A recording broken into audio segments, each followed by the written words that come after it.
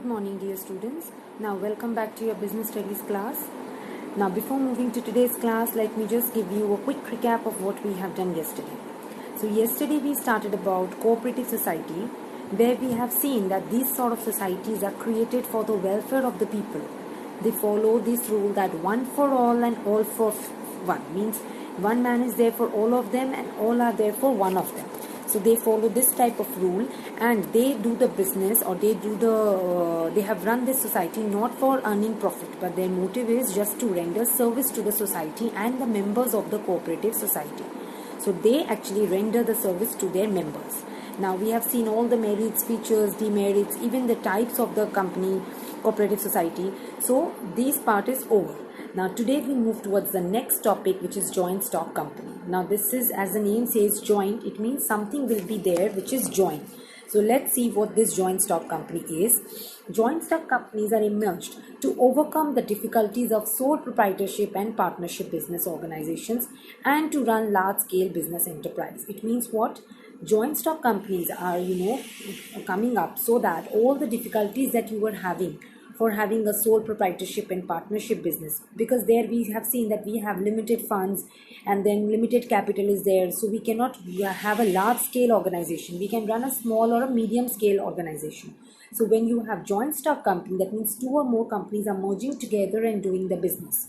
So then this problem of the problem of capital and everything is removed, and people get to have more of capital, and as a result they can open up large scale business enterprises, means they can have large scale enterprise. Now let's see the definition.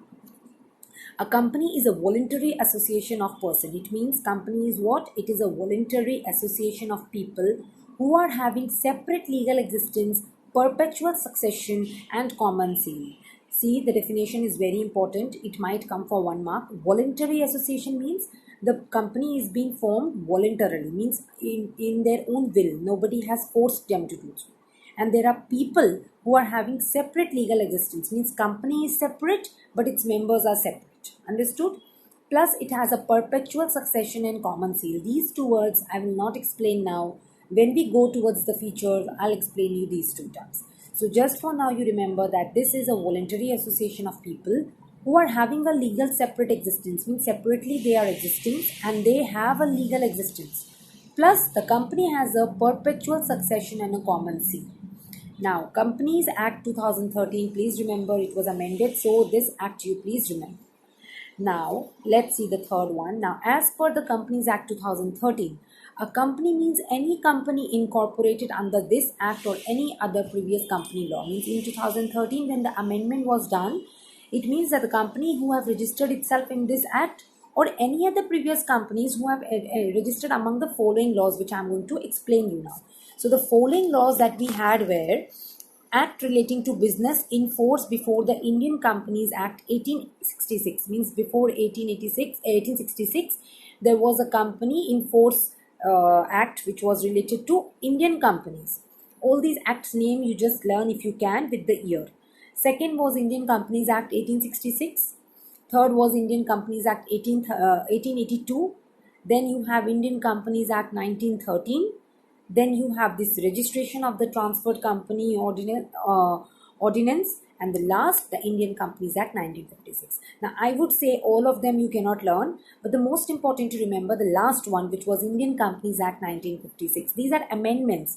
You know what are amendments? Amendments means changes. So lastly there was an amendment in the year 1956. After that it was done in 2013. So if a company who has registered themselves in any of these acts or in the act of 2013, that will be known as a joint stock company. Understood? Now let's see its features. So we move towards the features of the joint stock company. Let's see what we have as the first feature.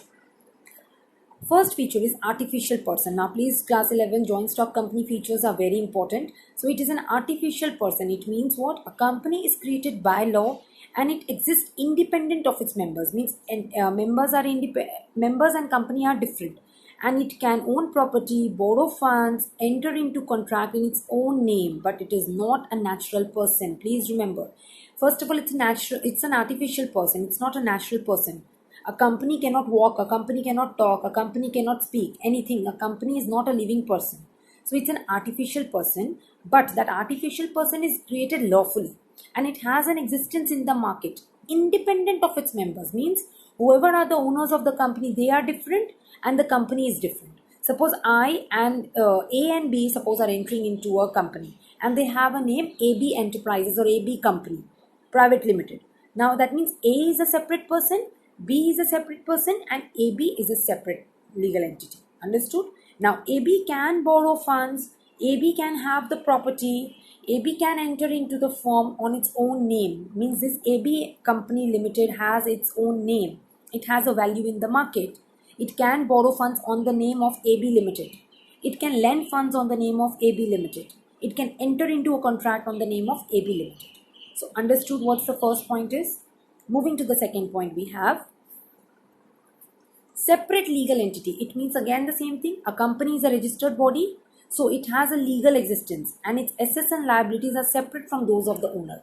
It means if the company is facing any problem, the owners are not liable to pay. The company will pay the debt from its own pocket. Company's assets and liabilities will be on stake. Owners' assets and liabilities will not be on stake. Company is separate, owners are separate. Understood? So what do you mean by separate legal entity? Third point we have formation. Now formation of a company is a time consuming process. It's not easy. Plus it's an expensive process also because it involves a lot of preparation of paperwork. Lot of documents, registration has to be done under the Companies Act 2013. Some of the documentation is preparing memorandum of association, preparing articles of association. All these slowly you will learn when we move to the third chapter. So for now you know that it's a time consuming process. It's not an easy process. Plus it takes lot of expense. Means lot of money has to be spent to make the documents. Understood? Moving to the fourth point we have perpetual succession. Now see, this was there in the definition also. So see, a company is created by law and hence only law can bring to an end to its existence. Means law is creating the company, law can only ask anyone to end the company. If some company has cheated or some company is running a wrong thing, some products are wrong, so law will ask the company to shut down. You and me cannot ask the company to shut down. So death, insanity, solvency and lunacy of any partner does not affect the life or the owner, not partner actually, owner. The owner's death, suppose I am the owner of the company and I die. Next time there will be a different owner of the company. So death, insanity, insolvency will not affect the running of the business. So a company will be created by law and hence it will be destroyed also by the law. This is what is perpetual succession. Please learn this term. Fine. Moving to the fifth point we have control. Now the owners of the company are the members of the shareholders. Now who are the owners of the company? They are the members of the shareholders. Generally these type of companies are formed by issuing shares in the market. So there becomes the person who buy the shares become the shareholder and therefore the management and the control is only in the hands of directors who are elected by the members. The members elect that who will be the board of directors, who will be the board of members, and then all the decision and the management is taken up by the directors. So the owner of the company are those members who are controlling, who are the directors, please remember. And the owners are the shareholders because we issue the shares in the market and then they buy the shares and become the shareholders. And amongst those shareholders only, after one man, one vote, the directors are elected. Each member casts their vote and then finally we choose the directors, the board of directors, the CEO and everything. And liability. Now the liability of the member is limited to the extent of their capital contribution. Means as much capital as the member has given, the liability is only up to that. Apart from that, they are not liable to pay anything. So the member can be asked to contribute only if any unpaid amount on shares is left. Say for example, the shares were costing 50 rupees per share. And if A has purchased 100 shares at the rate of 50 rupees and so far for those 100 shares only 40 rupees has been called up because these 50 rupees is not taken at a time. It is divided into slots. You will learn this again in class 12. The full chapter of shares is there. So for now you understand that the shares value, suppose 50 rupees, is divided into 5 slots, 10, 10, 10, 10, 10. So if A is purchasing that 100 shares, he is supposed to pay 50, but he is liable to pay only that amount which is not paid. Means maximum he will pay 50, not more than that. Now suppose he has paid only 10, so he can be asked to pay 40. Suppose he has paid 20, so he can be asked to pay 30. So up to 50 only he will pay, which was the cost of one share. Apart from that, he will not pay. So his liability is limited to the extent of the capital he is giving. Understood? Moving to the next point, we have common seal. It means what? A company may or may not have a common seal. The stamp, it is an artificial person and it cannot sign document. Obviously, it's not a living person. So therefore, we use a common seal for signaling that, okay, this is been signed and stamped by the company. When the company stamp is there, it means that the company has registered, a company has signed that contract. It means that the company has legally signed the contract. So it has a common seal for itself. Understood? Moving to the last feature that we have, risk bearing. Now, the risk of the loss in a company is borne by all the shareholders. If the company is at risk, all the shareholders are at risk. So it will not become a burden to them. Means it is a thing which is being shared by everyone. All shareholders have to bear the risk. So the risks are being shared, and as a result, nobody has the burden. It's not a headache to anyone. Understood what risk bearing is?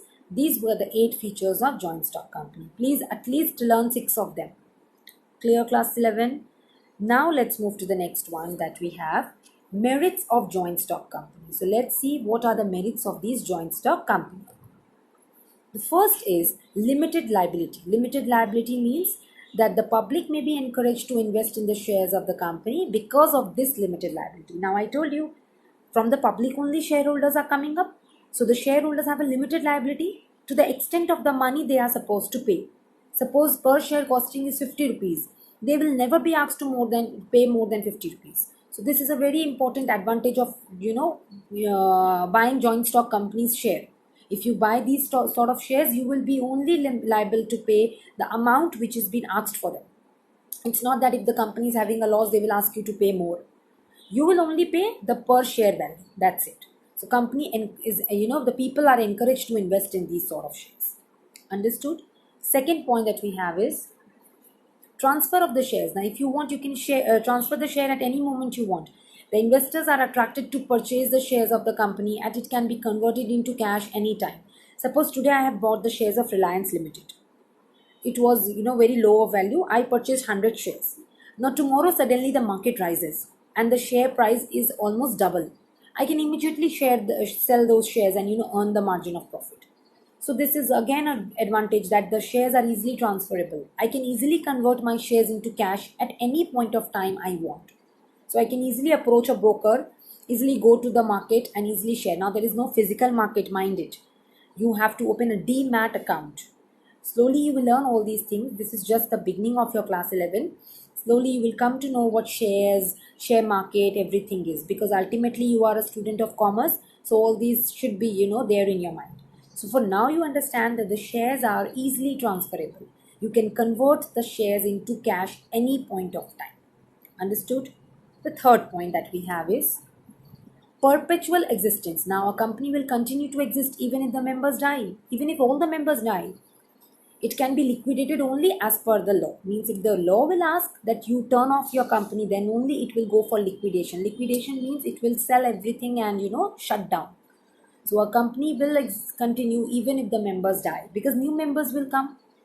The shares will be going to someone else's hand. So it is a long time thing and it keeps existing in the market. Understood? Moving to the next point that we have is scope of expansion. Means through the issue of the shares, a company can accumulate large amount of capital. Means a company can take a lot of money from the market by issuing shares to the public. So it will have a large amount of money, and with that amount of money, he can do anything. It will have a large scope of, having business. So it can expand its business. It can do many sort of businesses. So scope of expansion is greater in joint stock companies, but it is not so in any other forms of business organization that we have studied so far. None of these organizations that we have studied, the sole proprietorship, the partnership, the cooperative society, the joint Hindu family, only in this one you will see that expansion scope is more because lot of money you get from the people. Understood? And the last merit that you have is professional management. Means management of a company constitutes the board of directors and it is supported by the salaried people. Means management is ultimately the board of director. So whoever is the board of director, they are, not like they are not having any qualification. Generally, people elect the board of directors who has some qualification. So they get their salary and the board of directors work nicely. So it is a kind of professional management which they do.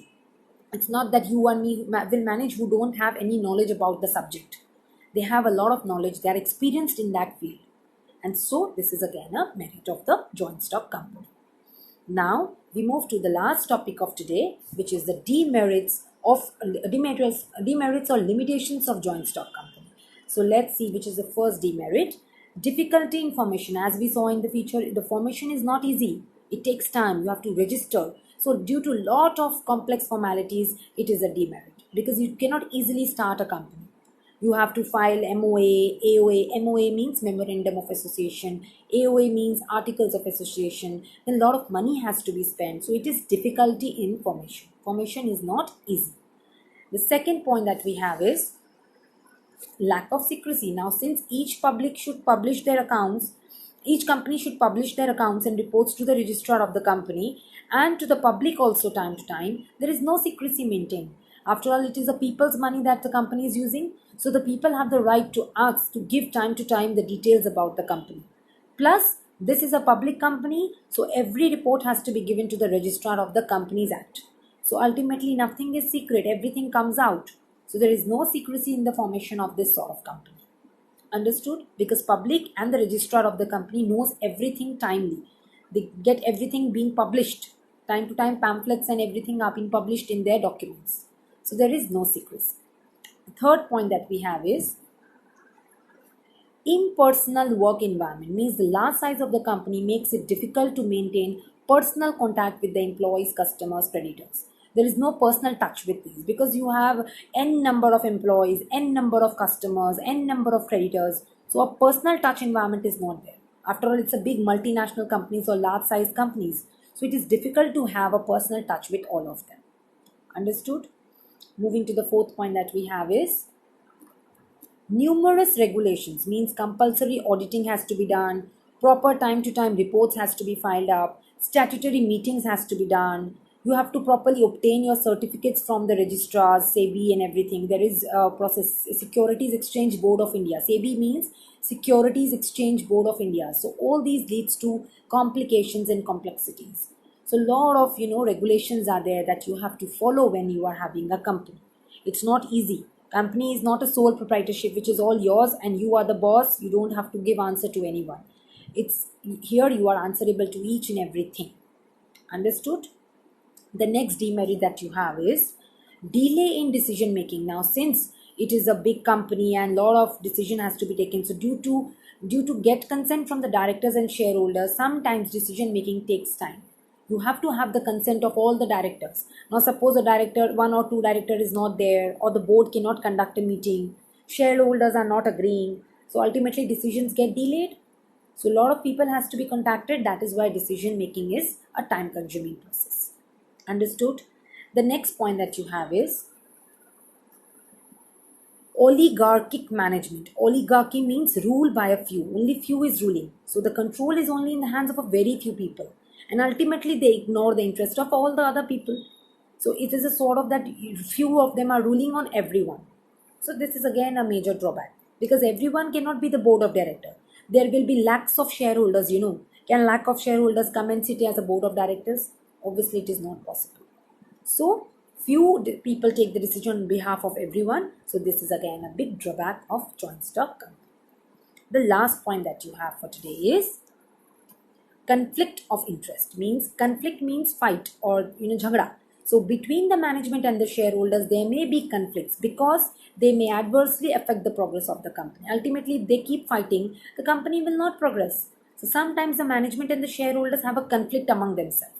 Their things are not matching with each other, their opinions are not matching with each other, and as a result, the company's progress hampers. So this is again a big drawback of joint stock company. So for now, you keep only this much for today. Please go through all the things that we have done and write everything in your notebooks and submit to me after the class. Thank you. Have a nice day ahead.